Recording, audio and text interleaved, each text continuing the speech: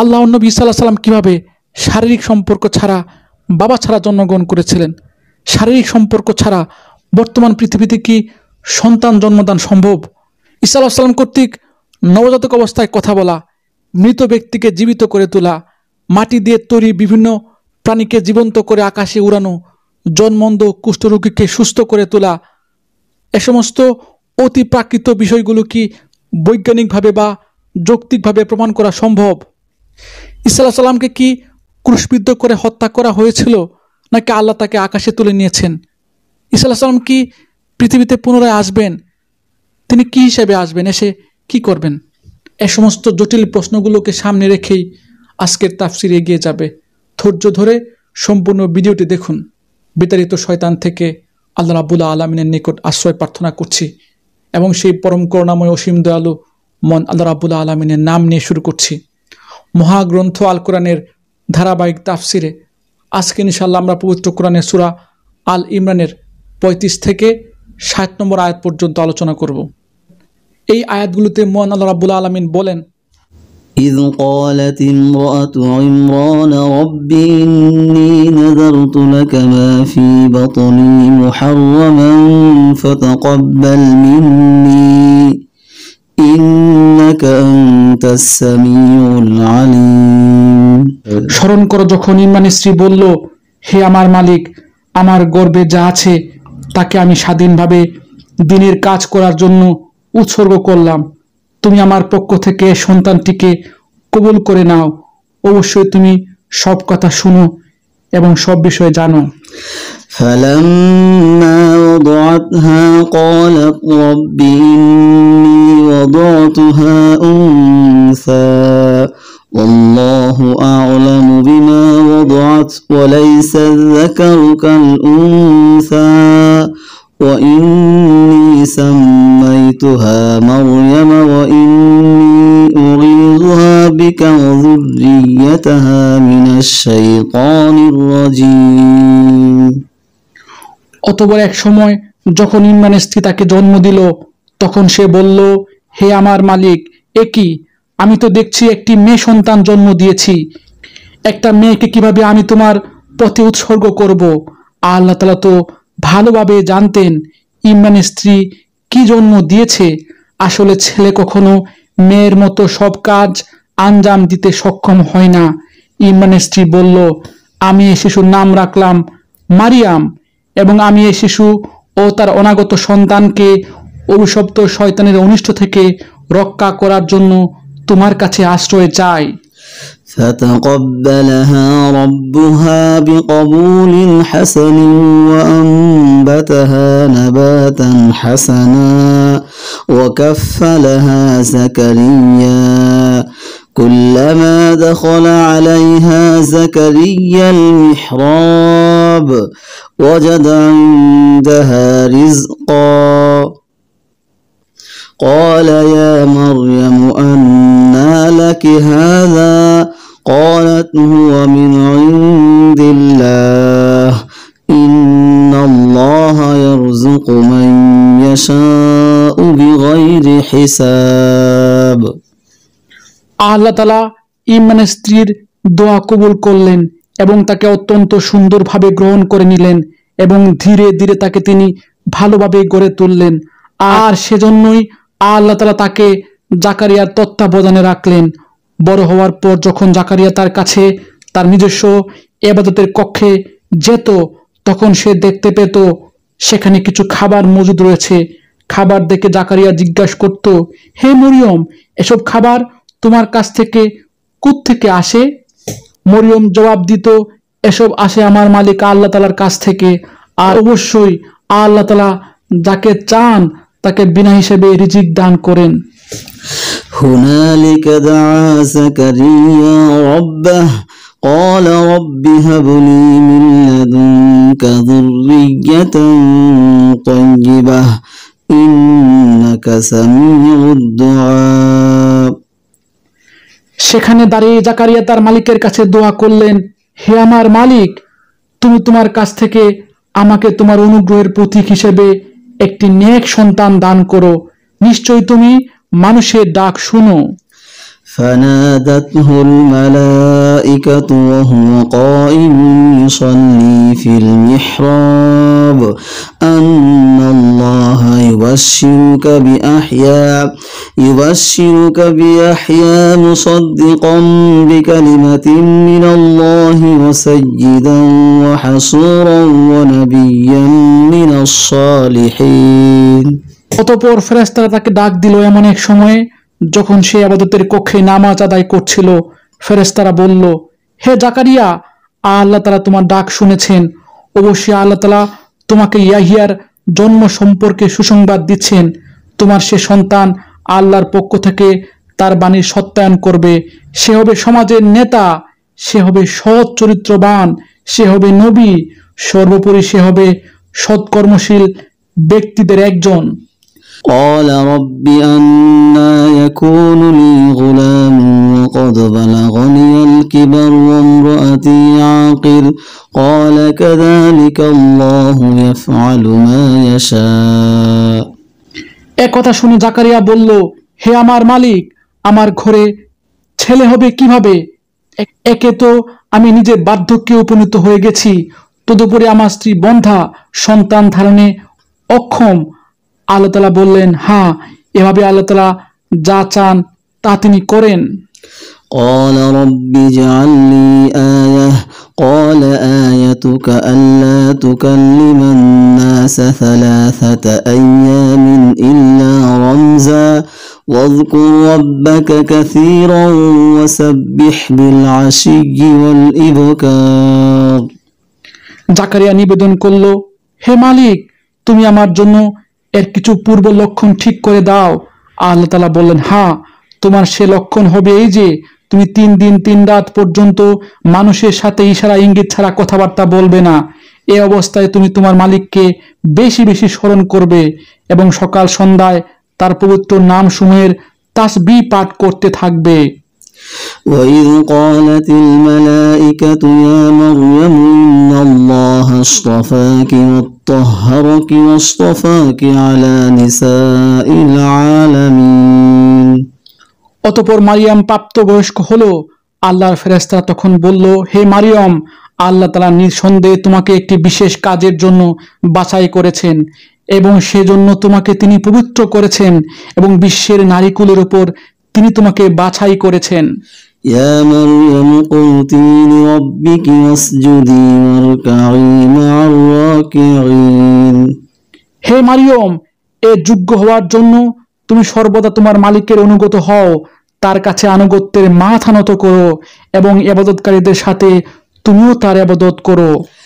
ذلك من أنباء الغيب نوحيه إليك وما كنت لديهم إذ يلقون أقلامهم أيهم يكفل مريم وما كنت لديهم إذ يختصمون। হে নবী, এ সবই তো ছিল তোমার জন্য অদৃশ্য লোকের সংবাদ। আমি এগুলো তোমাকে ওহির মাধ্যমে জানিয়েছি, তুমি তো সেখানে তাদের পাশে হাজির ছিলে না, বিশেষ করে যখন ইবাদতখানার পুরোহিতরা মারিয়মের পৃষ্ঠপোষক কে হবে এটা নির্বাচন করার জন্য কলম নিক্ষেপ করে নিজেদের ভাগ্য পরীক্ষা করেছিল। আর তুমি তাদের ওখানে উপস্থিত ছিলে না যখন তারা এ নিয়ে বিতর্ক করেছিল। إذ قالت الملائكة يا مريم إن الله يبشرك بكلمة منه اسمه المسيح عيسى بن مريم وجيها في الدنيا والآخرة ومن المقربين। অতঃপর ফেরেশতারা বলল, হে মারিয়াম, অবশ্যই আল্লাহ তাআলা তোমাকে একটি পুত্র সন্তানের জন্ম সংক্রান্ত নিজস্ব এক বাণীর দ্বারা সুসংবাদ দিচ্ছেন। তার নাম মাসি। সে পরিচিত হবে মরিয়মের পুত্র ঈসা। দুনিয়া আখিরাতে উভয় স্থানে সে সম্মানিত হবে। সে হবে আল্লাহর সান্নিধ্যপ্রাপ্ত ব্যক্তিদের অন্যতম। ويكلم الناس في المهد وكهلا ومن الصالحين। সে দুলনা থাকা অবস্থায় যেমন মানুষের সাথে কথা বলতে পারবে, পরিণত বয়সও তেমনি ভাবে তাদের সাথে কথা বলবে। বস্তুত সে হবে নেককার মানুষদের একজন। قالت رب أنى يكون لي ولد ولم يمسسني بشر قال كذلك الله يخلق ما يشاء إذا قضى أمرا فإنما يقول له كن فيكون। মারিয়ম বলল, হে আমার মালিক, আমার গর্ভে সন্তান আসবে কোত্থেকে? আমাকে তো কখনো কোনো মানব সন্তান স্পর্শ পর্যন্ত করেনি। আল্লাহ তাআলা বলবেন, এভাবেই আল্লাহ তাআলা যাকে চান চিরাচরিত নিয়ম ছাড়াই তাকে পয়দা করেন। তিনি যখন কোনো কাজ করার সিদ্ধান্ত নেন তখন তাকে বলেন হও, অতঃপর সাথে সাথে তা সংঘটিত হয়ে যায়। ويعلمه الكتاب والحكمة والتوراة والإنجيل। ফেরেশতারা মারিয়ামকে বলল, তোমার সন্তানকে আল্লাহ তাআলা তার কিতাব ও প্রজ্ঞার বিষয়গুলো শেখাবেন, সাথে সাথে তিনি তাকে তাওরাত এবং ইনজিলও শিক্ষা দেবেন।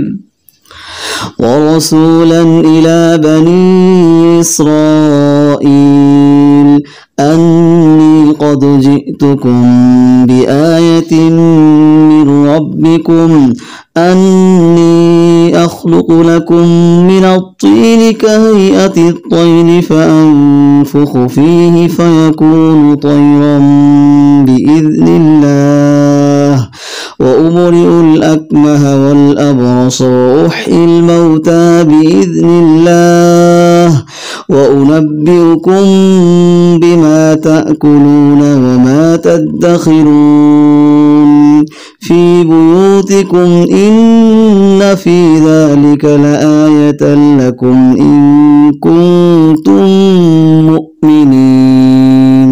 আল্লাহ তাআলা তাকে বনী ইসরায়েলের কাছে রাসূল করে পাঠালেন। অতঃপর সে আল্লাহ রাসূল হয়ে তাদের কাছে এসে বলল, আমি নিঃসন্দেহে তোমাদের মালিকের কাছ থেকে নবুয়াতের কিছু নিদর্শন নিয়ে এসেছি এবং সেই নিদর্শনগুলো হচ্ছে, আমি তোমাদের জন্য মাটি দ্বারা পাখির মতো করে একটি আকৃতি বানাবো এবং পরে তা ফু দেব, অতঃপর তোমরা দেখবে আকৃতিটি আল্লাহর ইচ্ছায় জীবন্ত পাখি হয়ে যাবে। আর জন্মান্ধ এবং কুষ্ঠ রোগীকেও সুস্থ করে দেব আল্লাহর ইচ্ছায়। এভাবে আমি মৃতকেও জীবিত করে দেব। আমি তোমাদের আরো বলে দেব, তোমরা তোমাদের ঘরে কি কি জিনিস খাও, আবার কি কি জিনিস না খেয়ে জমা করে রাখো।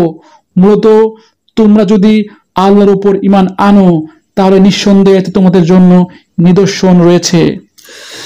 ومصدقا لما بين يدي من التوراة وليحل لكم بعض الذي حرم عليكم وجئتكم بآية من ربكم فاتقوا الله وأطيعون।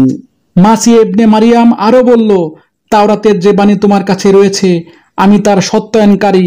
এছাড়া তোমাদের উপর হারাম করে রাখা হয়েছে এমন কতিপয় জিনিসও আমি তোমাদের জন্য হালাল করে দেব। আমি তোমাদের মালিকের পক্ষ থেকে এই নিদর্শন নিয়ে এসেছি, অতএব তোমরা আল্লাহকে ভয় করো এবং আমার অনুগত্য করো। إن الله ربي وربكم فاعبدوه هذا صراط مستقيم। নিশ্চয়ই আল্লাহ তাআলা আমার মালিক, তোমাদেরও মালিক, অতএব তোমরা তারই ইবাদত করো, আর এটাই হচ্ছে একমাত্র সঠিক ও সোজা পথ।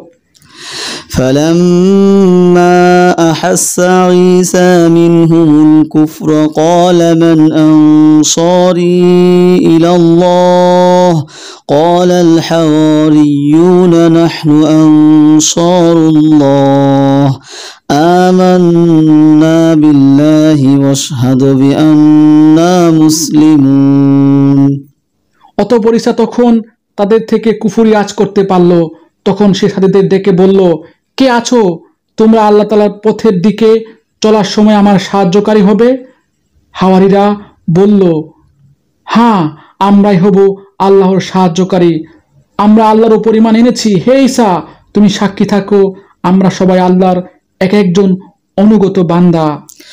ربنا آمنا بما أنزلت واتبعنا الرسول فاكتبنا مع الشاهدين। হাওয়ারীরা বলল, হে আল্লাহ, তুমি যা কিছু নাজিল করেছো আমরা তার উপর ঈমান এনেছি এবং আমরা রাসূলের কথাও মেনে নিয়েছি। সুতরাং তুমি সত্যের পক্ষে সাক্ষ্যদাতাদের সাথে আমাদের নাম লিখে দাও। ومكروا ومكر الله والله خير الماكرين। বনী ইসরাইলের লোকেরা আল্লাহ নবীর বিরুদ্ধে শরতা করলো, চক্রান্ত করলো, আর আল্লাহ কৌশলের পথ গ্রহণ করলেন। বস্তুত আল্লাহ তাআলা হচ্ছেন সর্বোত্তম কৌশলী।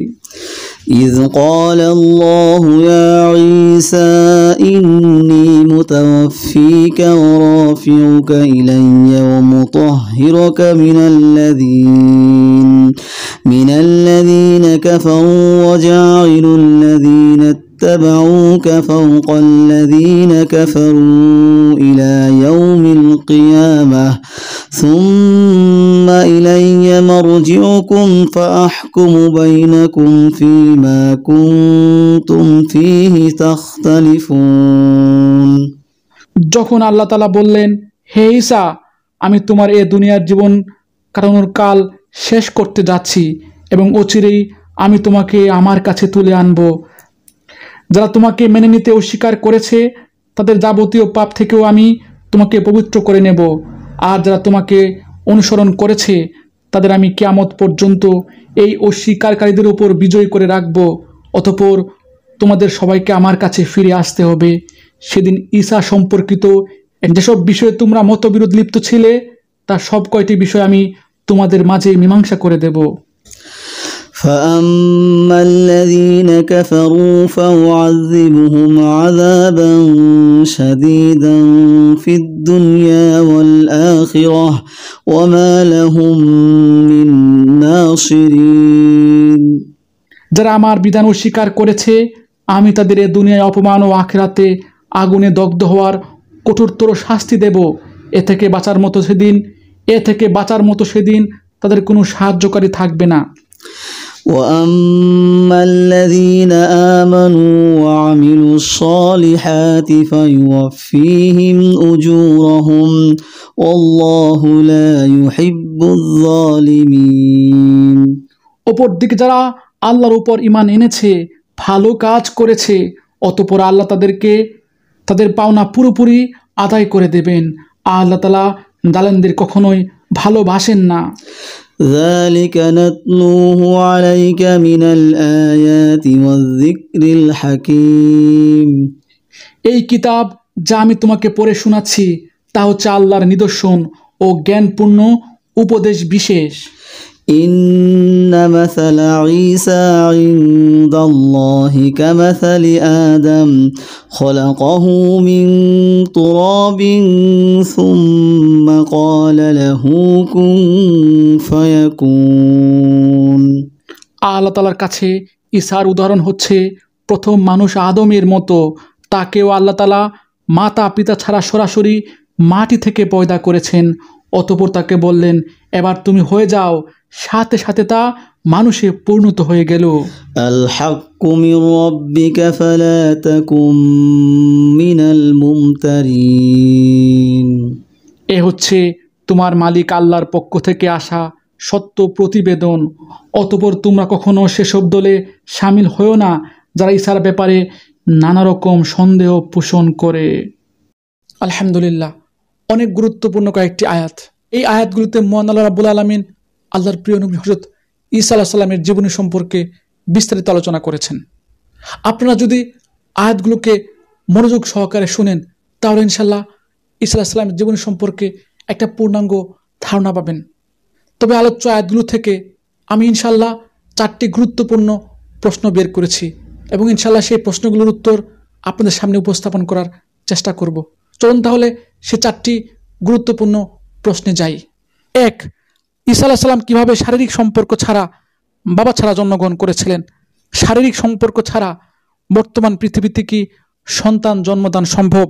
2, ঈসা আলাইহিস সালাম কর্তৃক নবজাতক অবস্থায় কথা বলা, মৃত ব্যক্তিকে জীবিত করে তোলা, মাটি দিয়ে তৈরি বিভিন্ন প্রাণীকে জীবন্ত করে আকাশে ওড়ানো, জন্মান্ধ কুষ্ঠরোগীকে সুস্থ করে তোলা, এ সমস্ত অতি প্রাকৃত বিষয়গুলো কি বৈজ্ঞানিকভাবে বা যৌক্তিকভাবে প্রমাণ করা সম্ভব? 3, ঈসা আলাইহিস সালামকে কি ক্রুশবিদ্ধ করে হত্যা করা হয়েছিল, নাকি আল্লাহ রাব্বুল আলামিন তাকে আকাশে তুলে নিয়ে গিয়েছিলেন? 4, ঈসা আলাইহিস সালাম কি পৃথিবীতে পুনরায় আসবেন? তিনি কি হিসেবে আসবেন এবং এসে কি করবেন? চলুন তাহলে এই প্রশ্নগুলোর গভীরে আমরা প্রবেশ করি। প্রথম প্রশ্নটি হলো, আল্লাহ নবী সাল্লাল্লাহু আলাইহি ওয়াসাল্লাম কীভাবে শারীরিক সম্পর্ক ছাড়া, বাবা ছাড়া জন্মগ্রহণ করেছিলেন এবং শারীরিক সম্পর্ক ছাড়া বর্তমান পৃথিবীতে কি সন্তান জন্মদান সম্ভব কিনা? আমরা জানি মানব সন্তানের জন্ম হয় নারী পুরুষের যৌনমিলনের মধ্য দিয়ে। সেখানে পুরুষের বীর্য বা শুক্রাণু নারীর গর্ভাশয়ে প্রবেশ করে, তারপরে এই বীর্য নারীর ডিম্বাণুর সাথে মিশ্রিত হয়ে বিভিন্ন প্রক্রিয়ার মধ্য দিয়ে মানব শিশুর জন্ম হয়।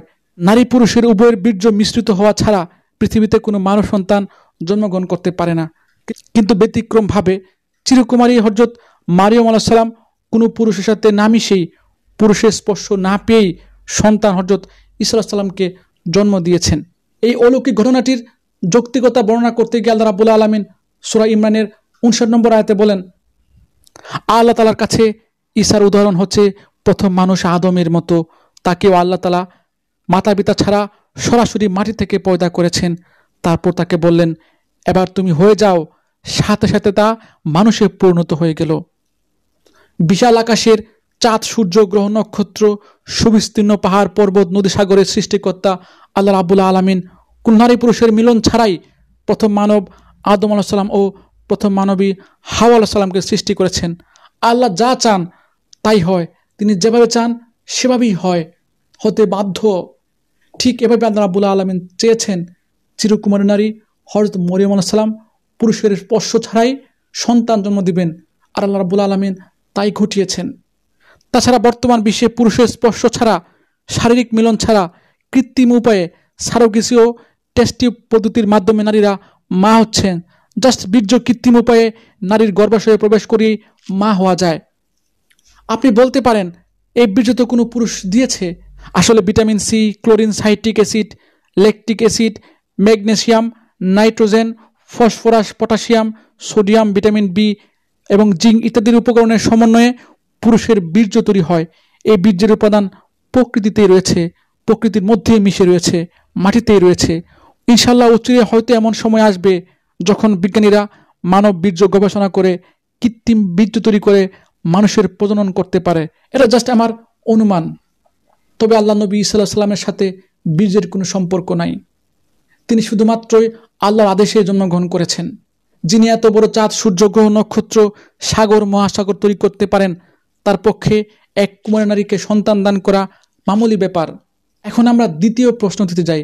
দ্বিতীয় প্রশ্নটি হলো, ঈসা আলাইহিস সালাম কর্তৃক নবজাতক অবস্থায় কথা বলা, মৃত ব্যক্তিকে জীবিত করা, মাটি দিয়ে তৈরি বিভিন্ন প্রাণীকে জীবন্ত করে আকাশে উড়ানো, জন্মান্ধ কুষ্ঠরোগীকে সুস্থ করে তোলা, এ সমস্ত অতিপ্রাকৃত বিষয়গুলো বৈজ্ঞানিকভাবে বা যৌক্তিকভাবে প্রমাণ করা সম্ভব কিনা।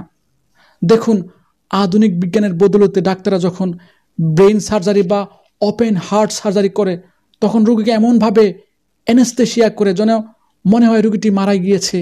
রোগীর মধ্যে কোনো প্রাণের সঞ্চার দেখা যায় না, কিন্তু কিছুক্ষণ পর চিকিৎসা শেষে রোগীটি আবার জীবিত হয়ে ওঠে, প্রাণবন্ত হয়ে ওঠে। সামান্য মানুষ যদি এই অসম্ভবকে সম্ভব করে তুলতে পারেন, তাহলে ডাক্তারদের ডাক্তার মহান আল্লাহ রাব্বুল আলামিন কি পারবেন না তার প্রিয় বান্দা হযরত ঈসা আলাইহিস সালামকে দিয়ে মৃত ব্যক্তিকে জীবিত করাতে? আবার দেখুন, বিজ্ঞানীরা কি সুন্দর করে পাখির আদলে কত সুন্দর সুন্দর ড্রোন তৈরি করছে। এই ড্রোনগুলো দেখতে পাখির মতো, এগুলো আকাশে উঠছে। এদের কার্যক্রম অনেক অ্যাক্টিভ, এদের কার্যক্রম অনেক স্মার্ট। তাছাড়া আধুনিক চিকিৎসা বিজ্ঞানীরা জন্মান্ধকে চিকিৎসা করে দৃষ্টি ফিরিয়ে দিচ্ছেন। কুষ্ঠরোগীরাও খুব সহজে উন্নত চিকিৎসার ফলে সুস্থ হয়ে উঠছেন। সামান্য মানুষ যদি এত কিছু করতে পারে, তাহলে এই মহাবিশ্বের মহা সৃষ্টিকর্তা আল্লাহ রাব্বুল আলামিন তার প্রিয় বান্দা হযরত ঈসা আলাইহিস সালামকে দিয়ে কি এগুলো করাতে পারবেন না? অবশ্যই এগুলো তিনি পারবেন। এখন আমরা তৃতীয় প্রশ্নে যাই। প্রশ্নটি হলো, ঈসা আলাইহিস সালামকে কি ক্রুশবিদ্ধ করে হত্যা করা হয়েছিল, নাকি আল্লাহ তাআলা তাকে আকাশে তুলে নিয়ে গিয়েছেন? আল্লাহ নবী হযরত ঈসা আলাইহিস সালাম যখন মানুষকে আল্লাহর দিকে আহ্বান করলেন, তখন ইহুদিরা তাকে হত্যা করতে চাইল, কিন্তু আল্লাহ রাব্বুল আলামিন তা হতে দেননি। ঈসা আলাইহিস সালামকে আল্লাহ রাব্বুল আলামিন জীবিত আকাশে তুলে নেন। এই বিষয়টি সুস্পষ্টভাবে বর্ণিত রয়েছে পবিত্র কোরআনের সূরা নিসার 157 এবং 158 নম্বর আয়াতে। এখন আমরা চতুর্থ প্রশ্নে যাই। প্রশ্নটি হলো, ঈসা আলাইহিস সালাম কি পৃথিবীতে পুনরায় আসবেন? তিনি কি হিসেবে আসবেন এবং এসে কি করবেন? দেখুন, আমাদের আলোচ্য সূরা আল ইমরানের ৪৬ নম্বর আয়াতে আল্লাহ রাব্বুল আলামিন বলেছেন, ঈসা আলাইহিস সালাম দোনো থাকা অবস্থায় বা ছোট থাকা অবস্থায় যেমন মানুষের সাথে কথা বলবেন, ঠিক তেমনি পরিণত বয়সে তিনি মানুষের সাথে কথা বলবেন। আল্লাহ রাব্বুল আলামিন সূরা যুখরুকের ৬১ নম্বর আয়াতে আরও বলেন, নিশ্চয়ই ঈসা আলাইহিস সালাম কিয়ামতের নিদর্শন। এই দুটি আয়াতের ব্যাখ্যায় আল্লাহর প্রিয় নবী হযরত মুহাম্মদ সাল্লাল্লাহু আলাইহি ওয়াসাল্লাম বলেন, শপথ খোদা তাআলার যার হাতে আমার প্রাণ, নিশ্চয়ই অচিরে কিয়ামতের পূর্বে ইবনে মারিয়াম হযরত ঈসা আলাইহিস সালাম তোমাদের মাঝে একজন ন্যায়পরক শাসক হিসেবে নাজিল হবেন। সহিহ বুখারী কিতাবুল আম্বিয়া হাদিস নম্বর ৩২৬৪। কোরআনের দুটি আয়াত এবং রাসূল সাল্লাল্লাহু আলাইহি ওয়াসাল্লামের হাদিসের ভিত্তিতে পৃথিবীর অধিকাংশ তাফসীরকারগণ একমত যে ঈসা আলাইহিস সালাম পরিণত বয়সে কথা বলবেন বলতে আল্লাহ রাব্বুল আলামিন বুঝিয়েছেন ঈসা আলাইহিস সালাম কিয়ামতের পূর্বে পৃথিবীতে এসে আল্লাহর সার্বভৌমত্ব প্রতিষ্ঠার সংগ্রামে অংশগ্রহণ করবেন এবং তিনি সফল হবেন। এখন প্রশ্ন হলো, ঈসা আলাইহিস সালাম কি হিসেবে আসবেন? তিনি এসে কি করবেন? আসলে সকল নবীদের ও তাদের অনুসারীদের কাজ হলো আল্লাহর সার্বভৌমত্ব ও তার হুকুমাত কায়েম করার জন্য কাজ করা। নবীরা, বার্তাবাহকরা, আলেমরা নিজেকে প্রচার করার জন্য কাজ করেন না, তারা সবাই আল্লাহর জন্য কাজ করেন, তারা সবাই আল্লাহর গুলাম। ঠিক তেমনি ঈসা আলাইহিস সালাম আসবেন আল্লাহর হুকুমাত প্রতিষ্ঠা করতে। আর সর্বশেষ হুকুমাতের সংবিধান হলো আল কোরআন। কোরআনকেই তিনি পৃথিবীর বুকে বাস্তবায়িত করবেন, নিজেকে নয়। যাই হোক, আজকে এখানে শেষ করছি। ধন্যবাদ।